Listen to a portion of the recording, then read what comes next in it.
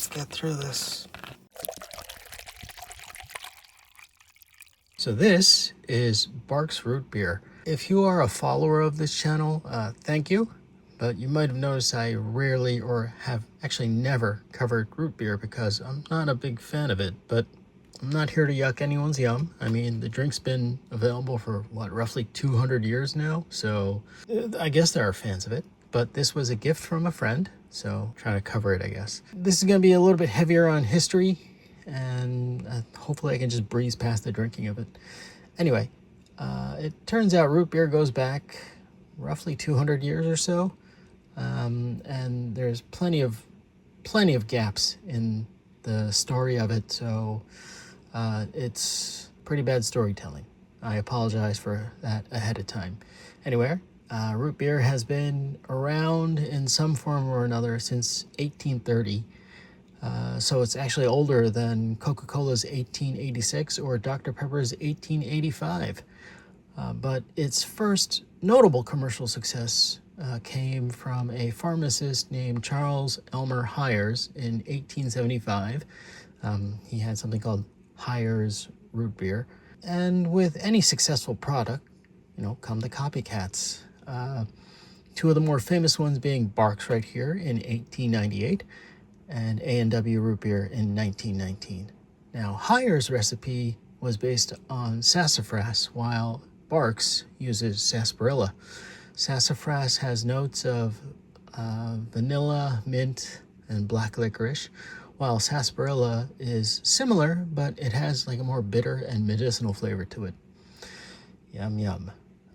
However, since 1960, sassafras's main flavor profile element, named saffrol, has been banned by the FDA because it is a known carcinogen. So, I don't know, maybe like 60 some odd years of people were drinking cancer. Yum, yum, yum. Since then, all root beers contain artificial flavors that mimic saffrol. Sarsaparilla, on the other hand, contains a lot more sweeteners to overcome its bitter flavor profile. Anyway, getting back to Barq's specifically, it was founded in 1890 in New Orleans by Edward Charles Edmund Barq and his brother Gaston. They initially didn't call their product root beer because they feared legal conflicts with the previously mentioned Hyers root beer. And apparently it was still family owned, but I think it splintered into factions. This is where the story gets really murky. I guess there was a lot of infighting among the relatives of the original Barq's brothers, and who owns the trademark of it. And I can only assume this just resulted in their various lawyers getting rich, and they eventually sold the remaining rights to Coca-Cola in 1995. Now, the website for Barq's within Coca-Cola has practically zero information about the product history.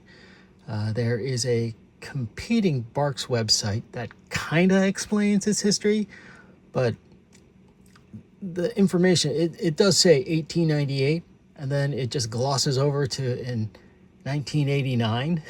So they're just plastering over roughly 100 years of history.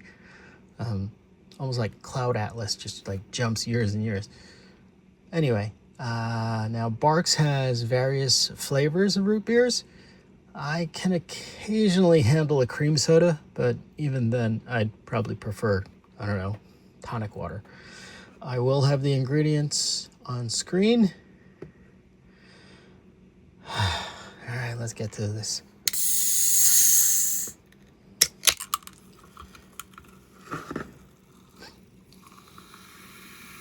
Well, it certainly is very foamy.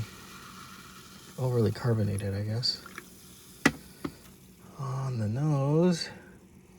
Yeah. Okay, I get hints of like baseball card bubble gum, but I get a distinct note of something that smells anise-y, like licorice, like black licorice. All right, bottoms up. Ugh. Oh man, why? Why? I mean, One, do baseball cards still exist? And do they also pack in that like rock hard piece of like pink bubble gum that tasted kind of like this? Oh god, the aftertaste too. Ugh. Oh man, I need like a piece of bread or something. Yeah, if you like it, congratulations. You have a drink that's been around for almost 200 years. And, 200 years and how many people? I guess it can't be wrong, but sorry, I'm not a fan of this stuff. Okay, till next time, the drink's on me.